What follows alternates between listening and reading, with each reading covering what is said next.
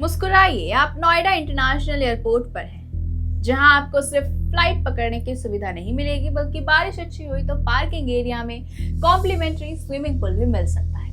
जी हाँ, ये कोई मजाक नहीं है। ये तस्वीर जेवर के उस नोएडा इंटरनेशनल एयरपोर्ट की है, जिसे दिल्ली एनसीआर की कनेक्टिविटी का बड़ा और नया केंद्र माना गया है। लेकिन भारी बारिश हुई और नए नए खुले इस हाईटेक एयरपोर्ट के टर्मिनल और पार्किंग को जोड़ने वाले रास्ते पर पानी जमा हो गया। अब सवाल ये है कि करोड़ों रुपए की लागत से तैयार किए गए एयरपोर्ट की कहानी में ये वाटर लॉगिंग वाला चैप्टर इतनी जल्दी कैसे आ गया। आप इन तस्वीरों को ध्यान से देखिए, चारों तरफ पानी नजर आ रहा है। जिस जगह यात्रियों को आराम से टर्मिनल से पार्किंग की तरफ जाना चाहिए, वहां बारिश का पानी जमा है। सोशल मीडिया पर जैसे ये वीडियो सामने आया, लोगों ने सवाल पूछने शुरू कर दिए, भाई ये एयरपोर्ट है या मानसून में कोई नया वाटर फ्रंट प्रोजेक्ट। और यही सवाल इसीलिए बड़ा है क्योंकि बात किसी पुराने या जर्जर इंफ्रास्ट्रक्चर की नहीं हो रही है, बात उस एयरपोर्ट की हो रही है जैसे अभी कुछ ही समय पहले देश के सामने एक बड़े मॉडर्न एविएशन प्रोजेक्ट के तौर पर पेश किया गया था। याद कीजिए 28 मार्च 2026, जब प्रधानमंत्री नरेंद्र मोदी ने जेवर में नोएडा इंटरनेशनल एयरपोर्ट के फेज 1 का उद्घाटन किया था। इस पहले फेज पर करीब 11,282 करोड़ रुपए का इन्वेस्टमेंट हुआ है, जबकि पूरे प्रोजेक्ट की अनुमानित लागत करीब 79,560 करोड़ बताई गई है। उद्घाटन के वक्त इसे सिर्फ एक एयरपोर्ट नहीं, बल्कि दिल्ली एनसीआर और वेस्टर्न उत्तर प्रदेश के लिए कनेक्टिविटी और इकोनॉमिक ग्रोथ के बड़े हब के तौर पर पेश किया गया था। इंटरनेशनल एयरपोर्ट सरकार की योजना इसे रोड, रेल, मेट्रो और रीजनल ट्रांजिट से जुड़े मल्टी मॉडल ट्रांसपोर्ट हब के रूप में विकसित करने की है, और इसकी कैपेसिटी भी कोई छोटी मोटी नहीं है। फेज 1 में एयरपोर्ट की शुरुआती पैसेंजर हैंडलिंग कैपेसिटी करीब 1.2 करोड़ पैसेंजर्स पर ईयर रखी गई है, जिसे पूरे डेवलपमेंट के बाद करीब 7 करोड़ पैसेंजर्स एनुअली तक बढ़ाने की योजना है। एयरपोर्ट में 3,900 मीटर का रनवे है, जो वाइड बॉडी एयरक्राफ्ट को संभालने के लिए तैयार किया गया है। यानी जिस इंफ्रास्ट्रक्चर की प्लानिंग लाखों करोड़ों यात्रियों को ध्यान में रखकर की गई, वहां पार्किंग और टर्मिनल के बीच पानी जमा होने की तस्वीर नेचुरली सवाल तो खड़े करेगी ही। और ये सिर्फ उद्घाटन करके छोड़ दिया गया प्रोजेक्ट भी नहीं है। 15 जून 2026 से यहाँ कमर्शियल फ्लाइट ऑपरेशन शुरू हो चुके हैं। इंडिगो ने यहाँ पहली कमर्शियल फ्लाइट ऑपरेट की थी और एयरपोर्ट ने खुद इसे ऑपरेशनल जर्नी की शुरुआत बताया था। यानी अब यहाँ सिर्फ इनॉग्रेशन की तस्वीरें नहीं है, बल्कि पैसेंजर्स भी आ रहे हैं, फ्लाइट्स ऑपरेट हो रही हैं और एयरपोर्ट प्रैक्टिकली फंक्शनिंग है। और फिर अगस्त की भारी बारिश में ये तस्वीर सामने आ गई। एयरपोर्ट के टर्मिनल और पार्किंग एरिया को जोड़ने वाले रास्ते पर पानी जमा हो गया। वीडियो में पानी इतना दिखाई दे रहा है कि पहली नजर में तो ये नहीं लगेगा कि एयरपोर्ट मैनेजमेंट ने पार्किंग के साथ वाटर पार्क की फैसिलिटी भी लॉन्च कर दी है। लेकिन मजाक अपनी जगह, असल सवाल ड्रेनेज का है, क्योंकि किसी एयरपोर्ट की खूबसूरत टर्मिनल बिल्डिंग देखकर उसकी प्रिपेयर्डनेस तय नहीं होती। असली टेस्ट तब होता है जब बारिश आती है, ट्रैफिक बढ़ता है और इंफ्रास्ट्रक्चर को वास्तविक कंडीशंस का सामना करना पड़ता है।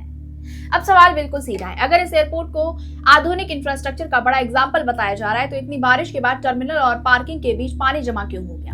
क्या ड्रेनेज सिस्टम की कैपेसिटी पर्याप्त थी? क्या मानसून से पहले इसकी एडिक्वेट टेस्टिंग हुई थी? या क्या हैवी रेनफॉल जैसी सिचुएशन को प्लानिंग से ठीक पहले फैक्टर किया गया था? क्योंकि एयरपोर्ट में रनवे, टर्मिनल, नेविगेशन सिस्टम और पैसेंजर फैसिलिटीज जितनी जरूरी हैं, उतना ही जरूरी है बारिश का पानी भी अपने रास्ते जाए, पैसेंजर के रास्ते में ना आए। जैसे ये वीडियो वायरल हुआ, मामला सिर्फ पानी तक नहीं पहुंचा। सोशल मीडिया पर एयरपोर्ट की प्रिपेयर्डनेस को लेकर सवाल उठने लगे। विपक्ष ने भी इसे मुद्दा बना लिया।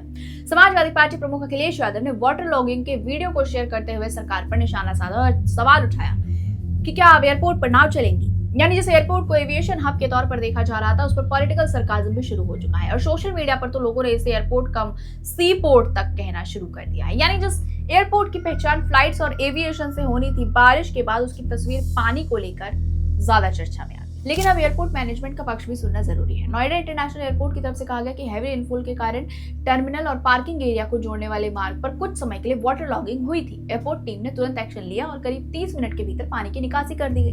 मैनेजमेंट के मुताबिक इस वाटर लॉगिंग का फ्लाइट ऑपरेशंस या एयरपोर्ट की किसी दूसरी व्यवस्था पर कोई असर नहीं पड़ा और स्थिति सामान्य रही। तो यहाँ एक इंपॉर्टेंट डिस्टिंक्शन है।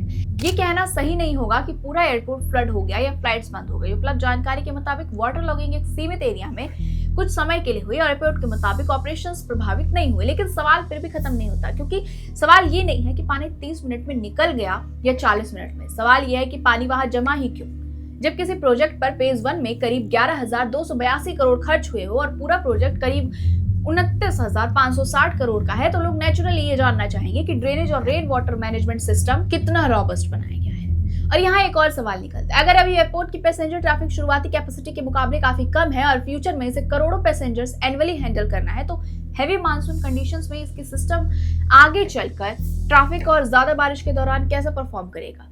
क्योंकि आज पानी पार्किंग के रास्ते में जमा हुआ है, कल पैसेंजर ट्रैफिक कई गुना बढ़ेगा, एयरपोर्ट का एक्सपेंशन होगा, फ्लाइट बढ़ेंगी, कार्गो मूवमेंट बढ़ेगा और ऐसे में ड्रेनेज इंफ्रास्ट्रक्चर को भी उसी स्केल पर तैयार रहना होगा। इसीलिए इस इंसिडेंट को सिर्फ बारिश हुई और पानी भर गया कहकर डिसमिस करना भी ठीक नहीं होगा। और दूसरी तरफ इसे 11,000 करोड़ का एयरपोर्ट डूब गया है कहना भी पूरी तरह तस्वीर नहीं है। सच्चाई इन दोनों के बीच है।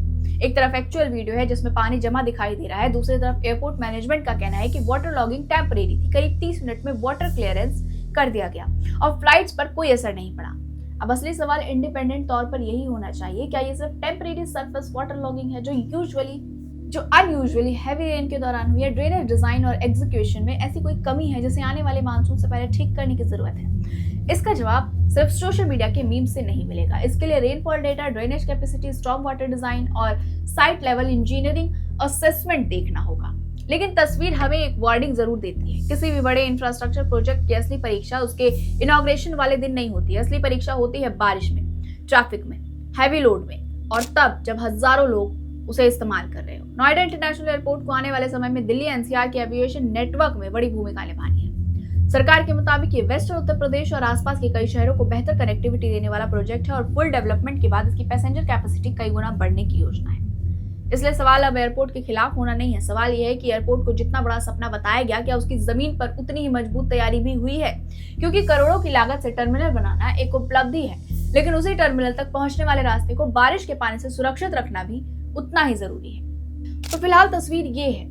भारी बारिश के बाद नोएडा इंटरनेशनल एयरपोर्ट के एक हिस्से में वाटर लॉगिंग हुई, वीडियो वायरल हुआ, विपक्ष ने सवाल उठाया और एयरपोर्ट मैनेजमेंट ने कहा कि पानी करीब 30 मिनट में निकाल दिया गया और फ्लाइट ऑपरेशंस पर कोई असर नहीं पड़ा। अब आगे की असली परीक्षा आने वाले मानसून में होगी, क्योंकि एयरपोर्ट में फ्लाइट तो आसमान में उड़ती है, लेकिन उसकी जमीन की तैयारी भी उतनी ही मजबूत होनी चाहिए। और अगर करोड़ों का एयरपोर्ट बारिश में पानी पानी नजर आए तो सवाल पूछना तो बनता है। आपको क्या लगता है, ये सिर्फ कुछ देर का वाटर लॉगिंग या ड्रेनेज सिस्टम था जिस पर गंभीर सवाल उठाना चाहिए? कमेंट में अपनी राय जरूर बताइएगा और वीडियो अच्छी लगी हो तो चैनल को सब्सक्राइब करना मत भूलिएगा। मैं मिलूंगी आपसे अगली ऐसी ही किसी बड़ी अपडेट के साथ। तब तक के लिए जुड़े रहिए और देखते रहिए HB डिकोड।